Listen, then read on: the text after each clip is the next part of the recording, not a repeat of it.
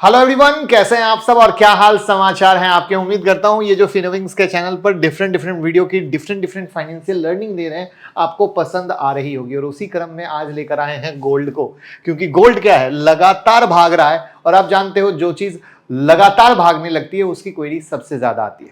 तो गोल्ड में इन्वेस्टमेंट करने के बहुत तरह के तरीके हैं, बट कौन सा तरीका सबसे बेहतरीन है, कौन सा तरीका सबसे सेफ है, किस तरीके से सबसे ज्यादा रिटर्न भी लिया जा सकता है और टैक्स भी बचाया जा सकता है, जीएसटी भी बचाया जा सकता है, ऐसी कई तरह की कहानियां हैं। तो आज की वीडियो में हम यही जानेंगे कि भैया जो गोल्ड की बात हो रही है, सिर्फ इस तेजी को देखकर बात ना करें। आपको एक ओवरऑल लर्निंग हमेशा पता होना चाहिए कि गोल्ड आपके पोर्टफोलियो में होना जरूरी है। ये एकदम सिंपल, ये एक डाइवर्सिफिकेशन है। और वीडियो के लास्ट में जब ये सारी चीजें बता देंगे तो लास्ट में एक बहुत सिंपल सा डेटा बताएंगे कि गोल्ड में तेजी क्यों हो रही है। और वो डेटा जानना जरूरी है क्योंकि वो डेटा बहुत ही चौंकाने वाला है। जी हां, आप चौंक जाएंगे, ये मेरा प्रॉमिस है। तो शुरू करते हैं गोल्ड का इन्वेस्टमेंट। उससे पहले वीडियो को लाइक करके मोटिवेट कर दीजिए दोस्त। गोल्ड में इन्वेस्टमेंट का तरीका क्या है? पहला तो सबसे कॉमन और ट्रेडिशनल है फिजिकल, कि लोग गोल्ड ज्वेलरी खरीद लेते हैं या कॉइन खरीदते हैं या गोल्ड बार खरीदते हैं, राइट है। तो ये सबसे कॉमन तरीका है। उसके बाद जो दूसरा तरीका धीरे धीरे डेवलप हुआ है उसमें से एक है डिजिटल बॉन्ड, जिसमें बहुत सारे इन्वेस्टमेंट प्लेटफॉर्म हैं जैसे DG gold, Groww, Zerodha, Tanishq, 5 paisa, जीपे, पेटीएम। यहां से आप डिजिटल गोल्ड खरीद सकते हैं। दूसरा है गोल्ड ईटीएफ का, जहां पे जो हमारे एक्सचेंज है जैसे एनएससी बीएससी, वहां पर से आप गोल्ड ईटीएफ खरीद सकते हैं, जिसमें निपॉन इंडिया गोल्ड ईटीएफ पे सबसे ज्यादा वॉल्यूम है। बाकी अदर का नाम मैंने लिख दिया है, बट ये सबसे ज्यादा वॉल्यूम का है जहां पर लोग सबसे ज्यादा यहां से खरीदते हैं।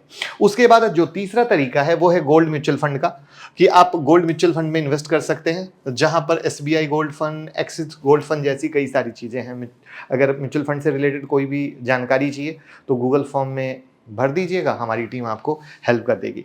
और चौथा जो सबसे जबरदस्त है वो है सॉवरन गोल्ड बॉन्ड, जो आरबीआई इशू करती है, जहां पर आप एसजीबी यानी सॉवरन गोल्ड बॉन्ड में आप इन्वेस्ट किसी भी बैंक के थ्रू कर सकते हो, एसबीआई हो, एचडीएफसी बैंक हो। तो ये सारा तरीका है, बट तरीका तो है, नाम तो आप भी सुने ही होंगे।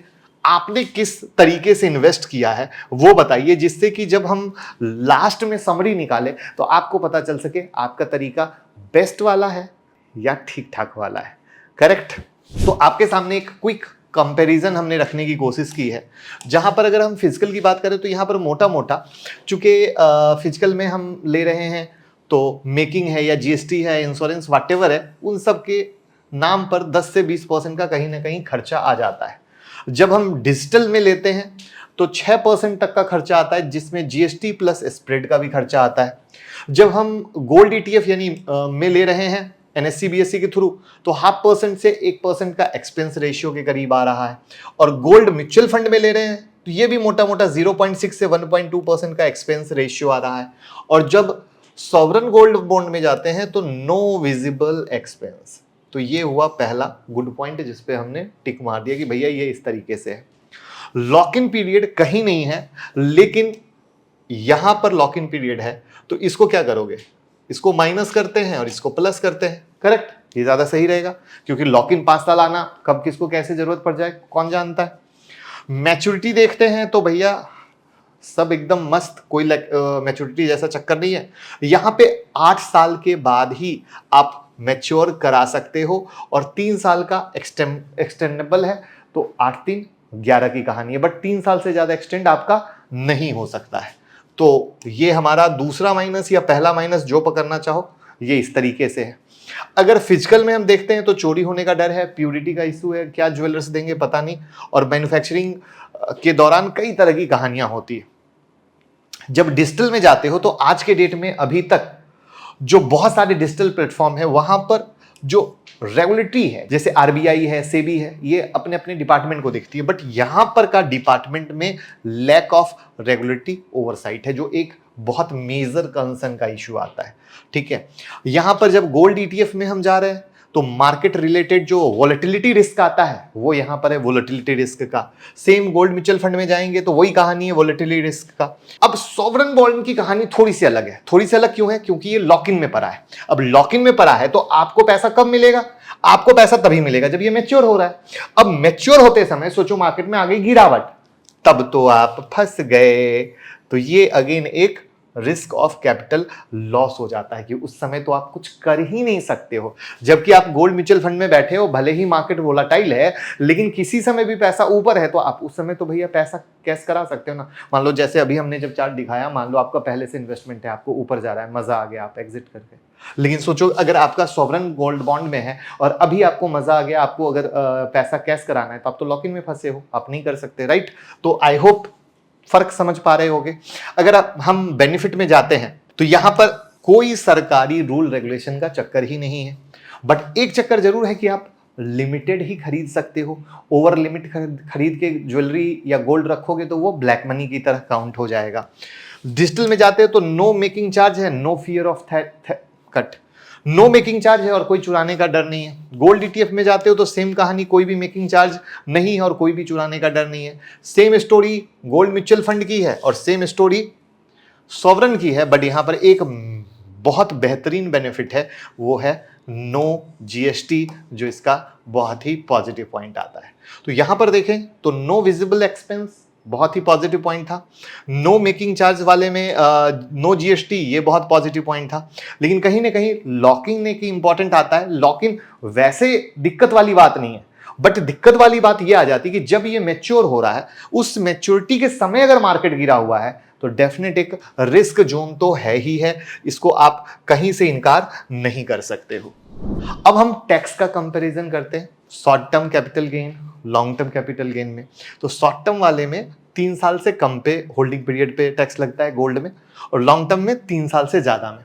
तो फिजिकल गोल्ड में जो टैक्स स्लैब है, इनकम टैक्स का जो टैक्स स्लैब है, उसी तरीके से आ रहा है, क्योंकि मैंने बोला था ना कि सरकार की एक लिमिट है। उसी तरीके से लॉन्ग टर्म में 20% पोस्ट इंडेक्सेस है। डिजिटल में again as per tax slab है, गोल्ड फंड में एक्स पर टैक्स स्लैब है, और एसजीबी में तो चूंकि 5 साल से पहले आप बेच ही नहीं सकते तो इसके अंदर आप आओगे ही नहीं। लॉन्ग टर्म में जब हम आ रहे हैं तो सेम फिजिकल गोल्ड की सेम कहानी, डिजिटल गोल्ड की सेम कहानी, लेकिन गोल्ड फंड में जब आप जा रहे हो तो 4% का सेस एक्स्ट्रा लग रहा है। अब यहां पर ये सारी नॉर्मल सी चीजें दिखाई, यहां पर कुछ एक्सक्लूसिव सी चीजों में जाते हैं जो एसजीबी के लिए इंपॉर्टेंट है, वो मैंने यहां पर अभी लिखी नहीं थी। जैसे सबसे पहले आपने ये सुना कि 5 साल का क्या है, लॉक इन है, मैच्योरिटी 8 साल का है। इसका अर्थ ये है कि मैच्योरिटी 8 साल का हो रहा है तब तो आप आराम से पैसा विड्रॉल हो जाएगा, लेकिन 5 साल का जब लॉक इन खत्म हो रहा है उसके बाद भी आप चाहोगे तो बेच सकते हो, लेकिन उसको बेचने के जो डेट होते हैं वो सिर्फ वही होते हैं जब इंटरेस्ट का मिलने का डेट होता है, ये ध्यान रखिएगा। साथ में जो सबसे इंपॉर्टेंट सी चीज है वो ये है कि ये जो एसजीबी हैं इंडियन गवर्नमेंट द्वारा टाइम टाइम पर जारी किए जाते हैं। आरबीआई इसको अप्रूव करती है, जिसमें आप प्राइवेट या पीएसयू बैंक से ऑनलाइन ऑफलाइन कहीं भी कर सकते हो, अप्लाई करके ले सकते हो। इस पर 2.5% का 2.5% का फिक्स एनुअल रिटर्न मिलता है। ध्यान रहे इसका प्राइस गवर्नमेंट फिक्स करती है, इसकी वैल्यू फिजिकल गोल्ड से फ्लक्चुएट नहीं करती और मार्केट प्राइस से 50 रुपए नीचे ही मिलता है। ये बहुत इंपॉर्टेंट पॉइंट है, ये मार्केट प्राइस से ऊपर नहीं मिलता है। तो डीमेट होना बहुत ज़्यादा ज़रूरी है। ऑनलाइन ऑफलाइन कर सकते हो। 5 साल की जो लॉक इन है वो खत्म होने के बाद इंटरेस्ट पे आउट डेट पर आप कभी भी विड्रॉल कर सकते हो, ये भी क्लियर है। इसका क्या मतलब है जो मैंने लिख दिया कि 20% पोस्ट इंडेक्सेशन, तो सिंपल मतलब होता है इन्फ्लेशन को बाइंग प्राइस में एडजस्ट करना, और इन्फ्लेशन का यूजुअली जनरली इनकम टैक्स के टाइम पर यूज किया जाता है। एग्जाम्पल ले लीजिए, अगर आपने कोई सिक्योरिटीज 100 रुपए पे बाई किया था 2019 में, एक कैलकुलेशन भी आपके सामने मैं शो कर देता हूं जो मैंने आपके लिए निकाला हुआ है। तो अगर आपने कोई सिक्योरिटीज 100 रुपए पे बाई किया था 2019 में और अभी 2024 में आपने 200 रुपए पे बेच दिया, मोटा मोटा 100 रुपए का प्रॉफिट हुआ। Normal long term tax gain 10% है, तो आपका टैक्स हुआ 100 मल्टीप्लाई 10% इक्वल टू 10। लेकिन अगर इंडेक्सेशन अप्लाई होता है अगर टैक्स में, तब आपका बाइंग प्राइस 100 नहीं बल्कि इन्फ्लेशन भी ऐड होगा। अब यहां पर ये चार्ट क्यों खोला था वो देख लीजिए, ये है कॉस्ट इन्फ्लेशन इंडेक्स। अब उसने 2019 में खरीदा था तब 280 था इन्फ्लेशन वाला, और 2024 में 348 है, तो 100 मल्टीप्लाइड बाय 348 डिवाइडेड बाय 280 करेंगे तो ये वैल्यू आ जाएगी 140 की। इस केस में आपका नेट प्रॉफिट 60 रुपीज माना जाएगा और आपका टैक्स 10% ऑफ 60 यानी 6 रुपया ही होगा। तो ये था इसका टैक्स कंपैरिजन। अब हम आते हैं रिटर्न कंपैरिजन पे, जो मोस्ट इंपॉर्टेंट पार्ट होता है, हर इन्वेस्टर की सबसे पहली पसंद कि सर इतना ज्ञान तो बहुत दे दिए हैं, सीधा मुद्दे पे आइए और बताइए कि रिटर्न कितना मिलेगा। जबकि मैं आपको बता दूं मेरे भाई, इन सब चीजों को बिना देखे समझे आप कभी इन्वेस्ट नहीं कर सकते। जल्दी से वीडियो को लाइक कर दीजिए। अगर मान लीजिए 10-10 हजार की इन्वेस्टमेंट है किसी में भी, तो जैसा कि चार्जेस का वेरिएशन 10 से 20%, 3% जीएसटी, 0.5% से 1.2% गोल्ड फंड में, और एसजीबी में क्या है, नो चार्ज है। तो ये क्या हो गया, इसका प्लस हो गया। एक्चुअल इन्वेस्टमेंट घट के सबकी कितनी आई, वो आ गई, और ये 10,000 का 10,000 ही रह गया। अब इंटरेस्ट तो कहीं मिल नहीं रहा है, मैंने क्या बोला था कि 2.5% पर एनम का इंटरेस्ट मिल रहा है, तो ये भी इसका एक प्लस हो गया। सीजीआर मोटा मोटा 12.3% मिलता है। चूंकि गोल्ड म्यूचुअल फंड का है तो मैं आपको फंड के नाम भी दिखा दूंगा, वहां पर 60% का 5 साल का सीजीआर दिखा रहे हैं वो लोग, तो इसीलिए हमने 16% लिया है, परेशान मत होइएगा। टेन्योर एक रफ एवरेज, चूंकि इसकी 5 साल की लॉक इन है, तो इसीलिए हमने 5 साल का टेन्योर पकड़ा है, तो इससे भी कंफ्यूज नहीं होना है। तो कॉर्पस देखोगे तो फिजिकल में 15,182, डिजिटल में 17,325, गोल्ड फंड में 20,793, और एसजीबी में देखोगे तो 17,861 का है। बट इसमें मिसिंग क्या है, इसमें मिसिंग है आपका इंटरेस्ट। अब वो ऐड होगा तो वो है 1250, तो वो कितना हुआ, 19,111। यहां पर कितना है, 20,793। तो यानी एसजीबी से बेहतर कौन फिलहाल यहां पर निकल रहा है, तो वो निकल रहा है गोल्ड फंड 20,793। लेकिन टैक्स प्लस स्प्रेड पे आएंगे, जो स्प्रेड बाइंग सेलिंग के बीच का जो कई बार जाता है, तो यहां पर जब टैक्स लगेगा, तो चूंकि अगेन एसजीबी में कोई टैक्स नहीं है, तो वहां पर बाजी मारेगा आपका एसजीबी 19,111 रुपया, यानी 10,000 की वैल्यू यहां पर हो गई 19,111। म्यूचुअल फंड में 10,000 की वैल्यू हो गई 18,203, बाकी सब तो पीछे है ही। तो इस तरीके से एसजीबी आरबीआई अप्रूव्ड होता है, कहीं से कोई टेंशन नहीं है, सरकार के द्वारा है, टैक्स बेनिफिट है, पर एनएम का इंटरेस्ट है, हर एक एंगल पे बेनिफिशियल होता है, तो यहां पर ये बाजी मारता है। अब यहां पर ये प्रूफ हम आपको दिखा रहे हैं लास्ट 5 साल का सीएजीआर रिटर्न, कि कौन से म्यूचुअल फंड आपको 16% दिखा रहे थे, तो वो मैंने यहां पर नाम आपको दिखा दिया, वो दिखाना मेरा फर्ज था। तो ये इस तरीके से एसजीबी बाजी मारता है। बट अब मैंने प्रॉमिस किया था वीडियो के लास्ट में बताऊंगा कि आखिर एक सबसे इंपॉर्टेंट सी चीज क्या हो रही है। तो कल रात में ही मैं एक आर्टिकल पढ़ रहा था, उस आर्टिकल में आया है कि गोल्ड में जो ये तेजी हुई है, उसके पीछे की जो सबसे बड़ी कहानी है, पूरे दुनिया भर के जितने भी सेंट्रल बैंक हैं, वो गोल्ड दबा के बाइंग कर रहे हैं और अपने रिजर्व में गोल्ड को रखते जा रहे हैं।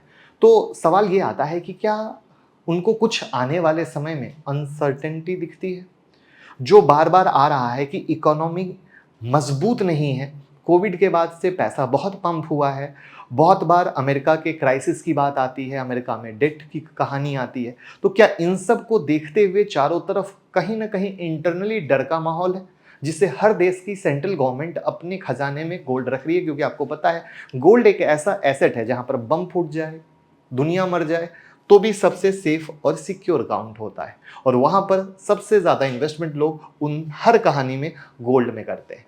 तो क्या ये वो कहानी है जहां पर वो लोग कर रहे हैं? ये एक बहुत ही इंटरेस्टिंग और सोचने वाली बात होगी, जो एक वक्त बताएगा कि 9 महीने से जो वो गोल्ड का खजाना भर रहे हैं, तो क्या सच में स्टॉक मार्केट में कुछ गिरावट आने वाली है आने समय में, जिसकी आहट उन्हें हो चुकी है और वो उसकी तैयारी कर रहे हैं? आपका क्या इरादा है, आपका क्या विचार है, कमेंट में बताइए और लोगों के साथ शेयर कीजिए, और ऐसी लर्निंग के लिए जुड़े रहिए। Thank you so much.